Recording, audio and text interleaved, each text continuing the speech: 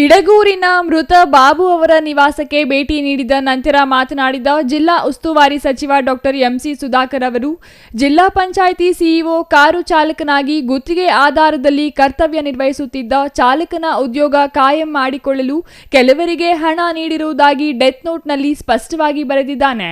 ಆದರೆ ನಾನು ಇಲ್ಲಿ ಯಾರ ಹೆಸರನ್ನು ಉಲ್ಲೇಖಿಸಿ ಹೇಳುವುದಿಲ್ಲ. ಮೃತನು ಬರೆದಿರುವ ಡೆತ್ ನೋಟ್ ಪ್ರಕಾರ ಎಫ್ಐಆರ್ ಆಗಿದೆ. ಕಾನೂನು ಕ್ರಮ ತೆಗೆದುಕೊಳ್ಳುತ್ತಾರೆ ಎಂದರು.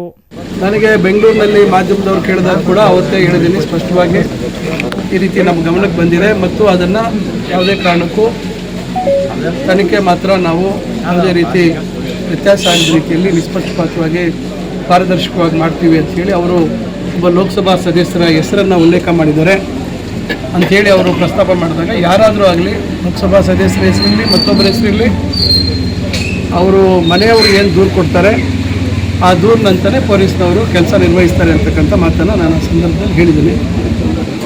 ಈಗ ತಮಗೆ ಗೊತ್ತಿದೆ, ಎಫ್ಐಆರ್ ಆಗಿದೆ, ನಂತರ ಯಾರ್ಯಾರು ಏನೇನು ಹೇಳಿಕೆಗಳು ಕೊಡ್ತಾ ಇದ್ದಾರೆ ಅಂತಕ್ಕಂಥದ್ದು ಗೊತ್ತಿದೆ. ಅದ್ರ ಬಗ್ಗೆ ನಾನು ಹೆಚ್ಚು ಉಲ್ಲೇಖ ಮಾಡೋದಿಲ್ಲ. ಈಗ ಸರ್ಕಾರದಿಂದ ಮತ್ತು ಸಮಾಜ ಕಲ್ಯಾಣ ಇಲಾಖೆಯಿಂದ ಈಗೇನು ಅಟ್ರಾಸಿಟಿ ಒಂದು ಮೊಕದ್ದಮೆ ಆಗಿದೆ, ಅದರಂತೆ ಏನೇನು ಅವರಿಗೆ ನ್ಯಾಯ ಒದಗಿಸ್ಕೊಡುವಂಥದ್ದು ಆಗ್ತಾ ಇದೆ ಮತ್ತು ಅವರ ಶ್ರೀಮತಿಯವರಿಗೆ ಏನು ನಮ್ಮ ಕಾನೂನಲ್ಲಿ ಏನು ಅವಕಾಶ ಇದೆ ಅದರಂತೆ ಅವರಿಗೆ ಒಂದು ಉದ್ಯೋಗ ಕೊಡುವಂಥದ್ದಕ್ಕೂ ಅವಕಾಶ ಇದೆ ಅಂತ ಹೇಳ್ತಾ ಇದ್ದಾರೆ.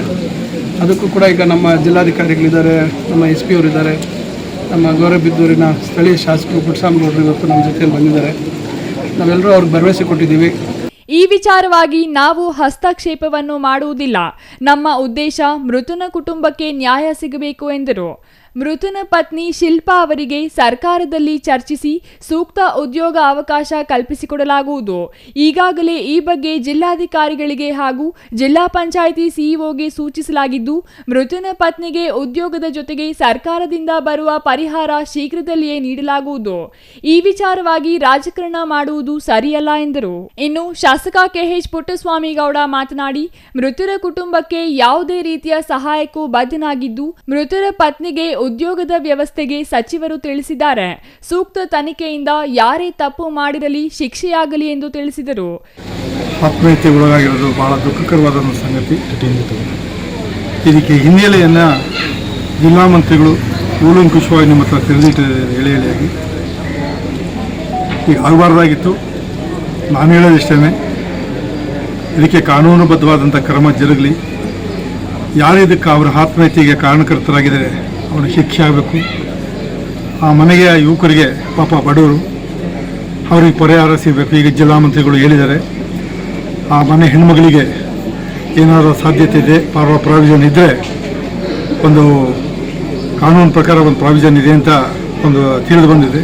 ಆ ಹೆಣ್ಮಗಳಿಗೆ ಕೆಲಸ ಕೊಡಿಸುವಂಥದ್ದನ್ನು ಮಾನ್ಯ ಮಂತ್ರಿಗಳು ಜಿಲ್ಲಾಧಿಕಾರಿಗಳಿಗೆ ಮತ್ತು CEOಗೆ ಇನ್ಸ್ಟ್ರಕ್ಷನ್ ಕೊಟ್ಟಿದ್ದಾರೆ. ನೆಕ್ಸ್ಟ್ ಅದರ ಬಗ್ಗೆ ಪ್ರೊಸೀಡ್ ಮಾಡಿ ಅಂತ.